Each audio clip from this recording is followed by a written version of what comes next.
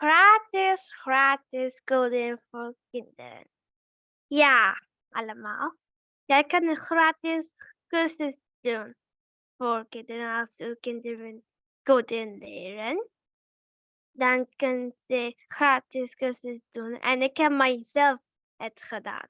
Zo, ik ga veel dingen zeggen over coderen en de gratis cursus.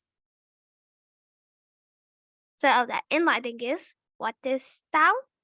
Wat is coderen? Voordelen van coderen. Wat is coderen voor kinderen? Beste programmeertalen voor kinderen. Gratis cursus.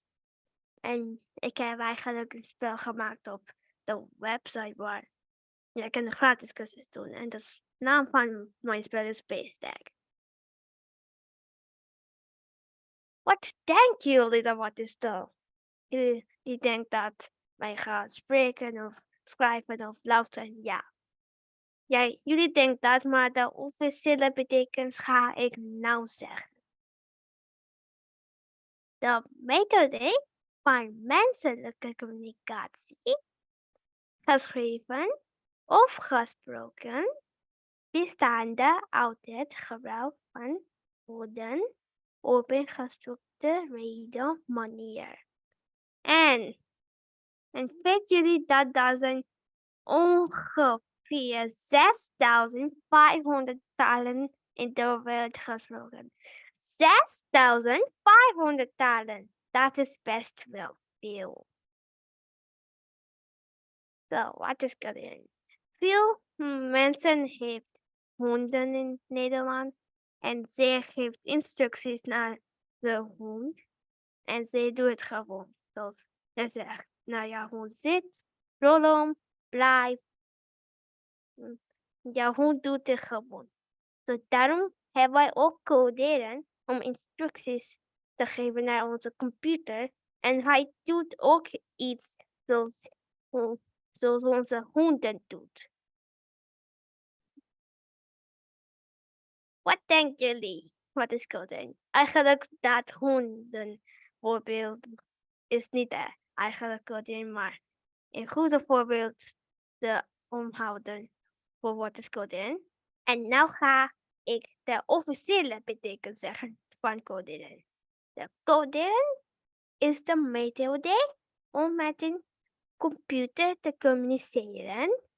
Het gebruikt een taal die een computer begrijpt om een computer instructies te geven om specifieke functies uit te voeren. Interessant. Wat is coderen voor kinderen? Wel, jullie kan eigenlijk iets kijken van dat foto. Jullie zien het niet lopen. Zo, wij doen ook deze encoding in websites waar wij de encoding voor kinderen. Dat vind ik een goede idee. Maar het is niet echt coderen. Het is coderen door een spel te spelen en bouwsteen van functies samen te voegen. Maar coderen voor kinderen kan jou helpen om echte codering te leren. Zo, voordelen van coderen. Coderen maakt wiskunde leuker en bijzonder. Ja, zo in coderen moet je eigenlijk wel rekenen gebruiken. En in coderen maakt wiskunde wel leuker. En daarbij hebt coderen voedt creativiteit. Ja, omdat jij gaat denken over een spel dat jij wil maken. Of een website app, ik weet niet wat jullie gaan maken. Je denkt dit en dat gaat jouw creativiteit gaat boven. Zo, daarom coderen voedt creativiteit en bouwen de toekomst.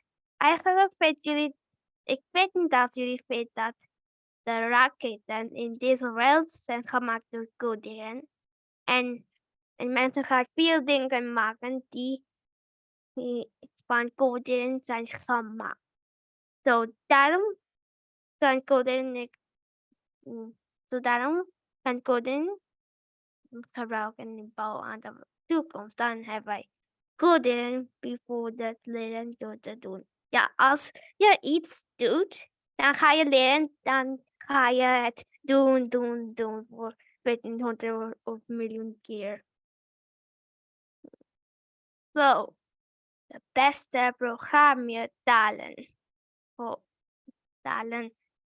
Als uw kind is geïnteresseerd in robotica, dan gaan ze zeggen om dual en scala te leren. En als ze geïnteresseerd is in het bouwen van een website, dan gaan ze zeggen om HTML en CSS te leren. En als ze geïnteresseerd bent in bouwen van apps, dan gaan ze zeggen voor JavaScript of Swift te leren. So, now the gratis cursus is here. So, jij wordt naar Coderen gegaan, dan kun je de gratis cursus hebben. En op deze website kunnen wij ook spelletjes maken. En ik heb wel eentje gemaakt. Ga je jullie laten zien? Ja. So, deze is eigenlijk de spel, als je kan zien. So, deze spel is eigenlijk 2 spelers. En deze is speler 1. Ze moet speler 2 tikken en speler 2 moet de goud pakken. En het werkt wel, eigenlijk, als je kan zien.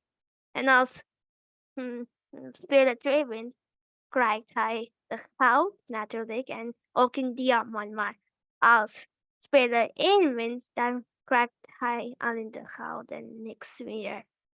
Ja. So, waar is het? Ja. So, jullie kan dat. So, jullie kan eigenlijk deze is eigenlijk de code hier. En daar is eigenlijk de veel en deze duurt mij heel lang te doen. So, als jullie deze video vindt leuk, dan ga alsjeblieft abonneren. En doei doei.